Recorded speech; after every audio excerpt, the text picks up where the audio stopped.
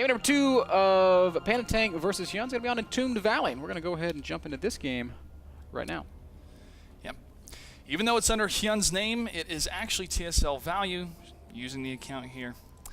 And you see him in the bottom right-hand corner. He is the red Protoss. He is TSL Value. Oh, snap. Look at that. Oh, snap. You know who taught Adebisi, right? This guy.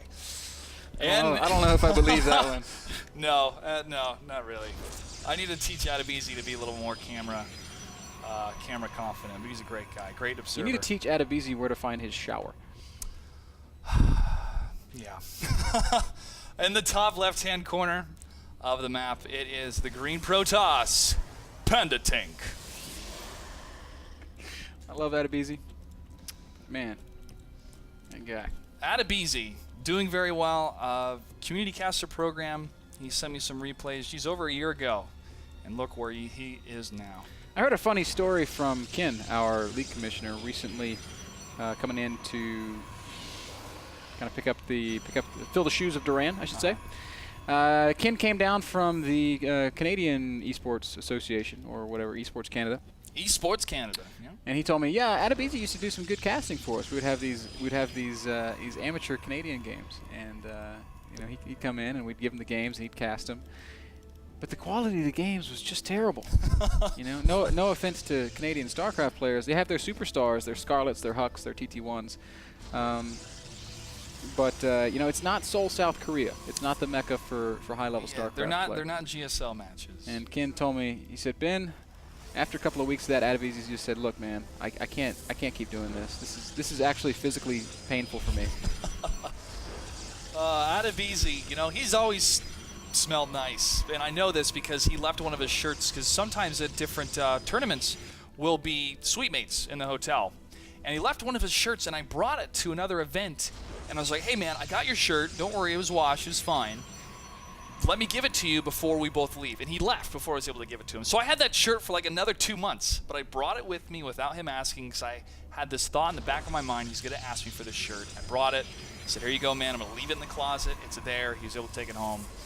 And I still have not seen him wear that shirt anymore, so I don't know what happened to it.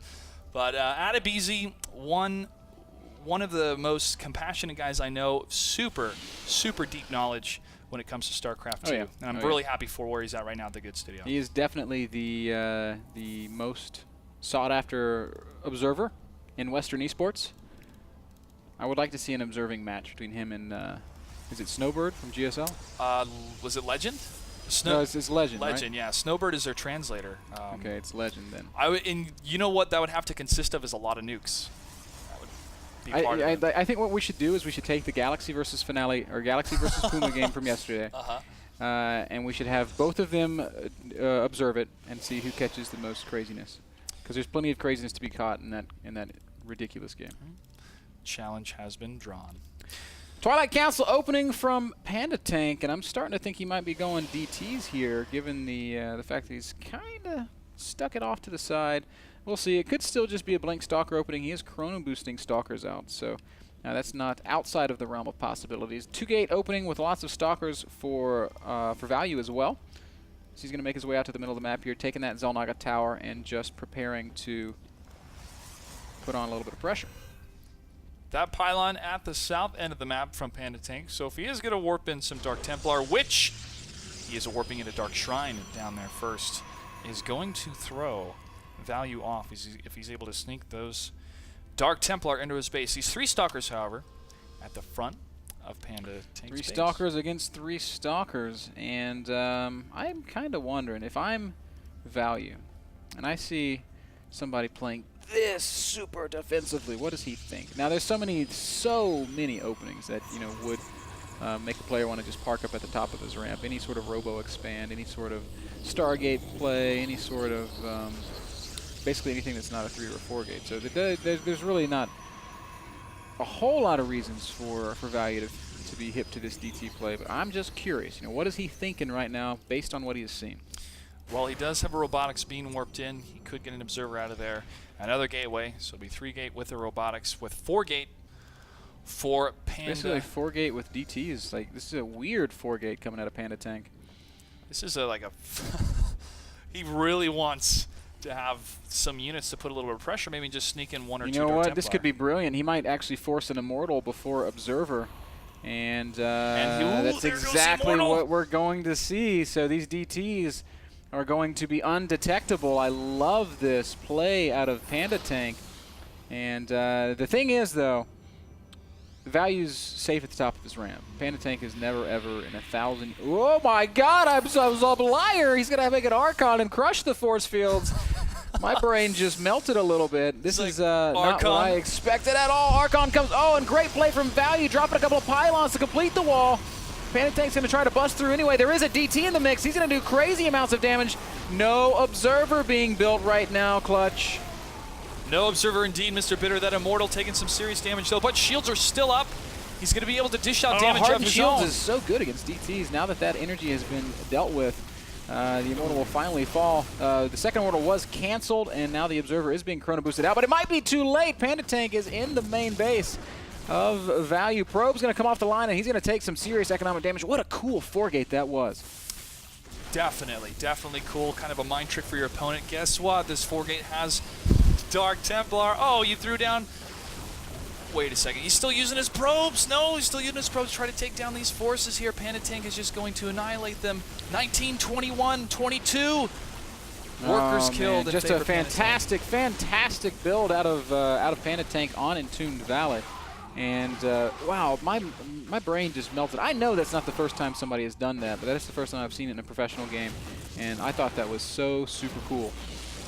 And to keep that option open as well when the Sentry threw down that force field of, oh, I have 3 Dark Templar, let me make 2 of them into an Archon. At first I thought, isn't that revealing what he has? But it made sense to just cruise through the force field there and move up the ramp instead of having to wait as more sentries are built and can reinforce those force fields. Really cool play there from Pandatank. He's going to drop his Robo back at home, and we'll begin his set of transitions. He's actually force fielding his ramp because he's scared of something. He's like, oh God, he must have DTs. Like, why is he staying in this game? I'm just going to force field forever. It's kind of that paranoia of, wait a second, like, I'm winning. Something's going wrong. I must defend. No probes on gas right now for Value, all on minerals. Chrono boosting his Nexus to crank out more and more probes. Trying to catch up economically. Pandatank's going to drop his robotics ban. I think we're just going to see a Colossus push to follow this. And why not? It's actually the perfect follow-up in this kind of a situation. He's way ahead, Clutch. He is so far ahead. Ask me how ahead he is. How ahead is he, Mr. He is so ahead.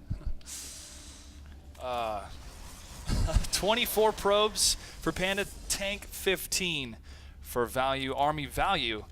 Pandatank definitely lead 875, 375 to 250, 325. Supply 50, 52 for Pandatank, 24 for Value. So, MrBitter, I affirm your statement that he is so ahead. Yep, going to make a single Immortal before he begins his Colossus production. Pandatank once more out on the map. It's got to be an awful feeling for Value. He's like, well, I wish I could just force field my ramp, but I know we can make Archons. Well, he's going to make a gateway to block off the front here as Pandatank is moving in with some sentries and a couple Zealots of his own. Force field is not able to capture that Zealot. A little bit off on the hexagon there. This Immortal is about to pop out for Value, and that will definitely strengthen his army and definitely hold the front of the ramp, at least for a little while. Colossus is en route, Clutch, and when it gets here, it's going to be a force field crushing party. Value's sitting up at the top of that ramp just hoping like what is something that hopes a lot? Hoping like a child wishing for a certain present on Christmas. That he will be able to muster enough defenses to not die here. That allegory made total sense. For Christmas, I want to defend. I want to build base and then defense it. In the words of White Ra, paraphrasing, of course. Colossus is out now. Value's doing it right. He's walled off completely. It's not going to be easy for Pandatank to break in. I don't think Pandatank got Thermal Lance.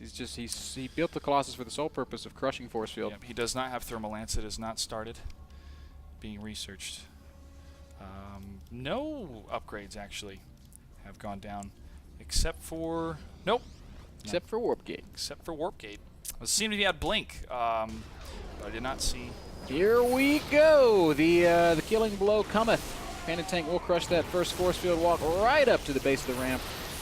Value is going to do the best he can, but even Pandatank making nice use of force field here to get range up onto this first payload, but Value is making the most of this defense.